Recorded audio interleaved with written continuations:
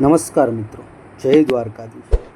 આજે એક વાત યાદ આવે છે, આશીર્વાદથી શું થાય. આજે હું તમને એક વાત કરું, આશીર્વાદથી શું થાય એ નથી. જિંદગીની અંદર જે છે દુઆ જ છે. કોઈની એક દુઆ છે ને એ રંકમાંથી રાજા બનાવી શકે છે, પણ કોઈકની એક બદદુઆ છે ને એ રાજામાંથી તમને રંક પણ બનાવી શકે છે. એની જ આ વાત છે. એક નગર હોય છે, એ નગરની અંદર એક રાણી હોય છે. રાણીને કોઈ સંતાન નથી હોતું. બહુ મોટું વિશાળ નગર. રાણીને ચિંતા થયા કરે છે કે મારે આવડું મોટું નગર, મારા પછી મારો ઉત્તરાધિકારી કોઈ છે નહીં, આ બધું મારું સંભાળશે કોણ? નિત્ય દિન આવી પીડા થાય છે. રોજ રાણી નગરની અંદર કૃષ્ણ ભગવાનનું મંદિર હોય છે, વડલાની નીચે ભગવાન દ્વારકાધીશનું મંદિર હોય છે. ત્યાં નિત્ય દિન જઈ અને ભગવાનની પૂજા કરે છે. નિત્ય દિન ભગવાનની પૂજા કરતા હોય છે ત્યારે એક દિવસ એ નગરમાંથી નારદ મુનિ નીકળે છે અને નારદ મુનિને પ્રણામ કરે છે. પ્રણામ કરી અને એમને એક નિવેદન કરે છે કે તમે તો, અને પૂછે છે નિવેદન કરીને કે તમે તો ભગવાનને નિત્ય દિન મળતા હશો ને? ત્યારે નારદ મુનિ જવાબ આપે છે કે હા, મારે તો અવારનવાર ભગવાનને મળવાનું હોય છે, નિત્ય દિન હું વૈકુંઠમાં ભગવાનને મળું છું. ત્યારે રાણી કહે છે કે તો મારા તરફથી ભગવાનને એટલું પૂછજો ને કે મારે કોઈ ઉત્તરાધિકારી કેમ નથી, મારે કોઈ સંતાન કેમ નથી.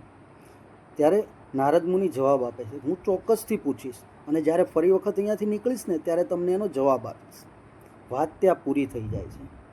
પછી નારદ મુનિ વૈકુંઠમાં જાય છે, ભગવાન પાસે, ભગવાન દ્વારકાધીશ પાસે, અને ભગવાન દ્વારકાધીશને કહે છે કે પ્રભુ, હું એક નગરમાંથી નીકળતો હતો, ત્યાંના રાણી હતા, એણે મારા થકી તમને પૂછાવડાયું છે કે એને કોઈ સંતાન કેમ નથી, એના એવા કયા કર્મ છે જેનાથી એને સંતાન નથી.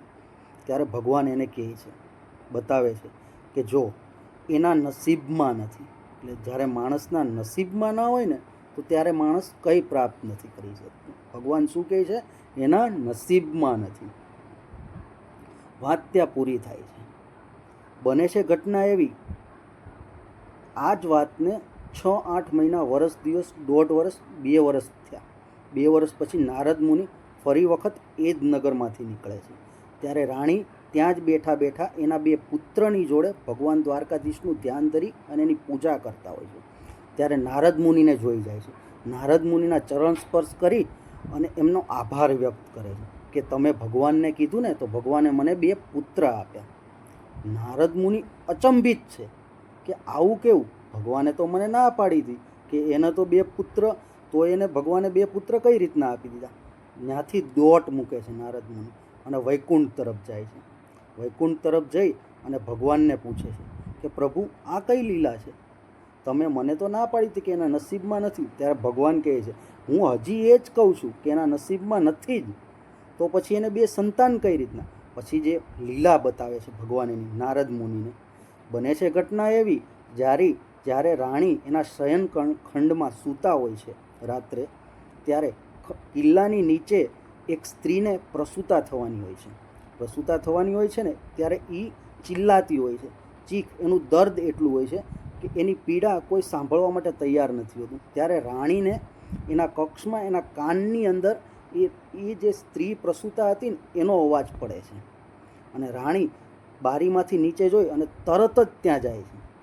ધારત તો માણસોને મોકલી અને એની પ્રસૂતા કરાવી શકત, પણ રાણી સ્વયં પોતે જાય છે. પોતે જઈ અને પોતે એની પ્રસૂતા કરાવે છે અને એના 2 બાળકોનો જન્મ થાય છે.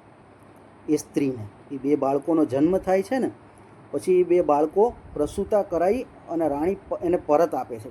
અને પરત આપે છે ને ત્યારે એ સ્ત્રી એના 2 બાળકોને એના હૈયાથી વળગાડી અને એના આશીર્વાદ આપે છે કે આજે તે મારું હૈયું ઠાર્યું છે ને, મારી પીડા હરી છે ને, તો મારો નાથ છે ને દ્વારકાવાળો ભગવાન દ્વારકાધીશ, એ કાલે તારી પણ પીડા હરશે. બને છે ઘટના એવી, એના જ આશીર્વાદથી એ રાણીને 2 સંતાનની પ્રાપ્તિ થાય છે. ત્યારે નારદ મુનિને ભગવાન કહે છે કે મેં નથી આપ્યું, આ તો એણે કમાણી છે, એ રાણી કમાણી છે, આમાં મારી કોઈ દેન છે જ નહીં. એટલે જો મિત્રો તમે નસીબમાં ના હોય અને છતાં એ વસ્તુ જો પામવા માંગતા હો ને તો કોકની સેવા કરો.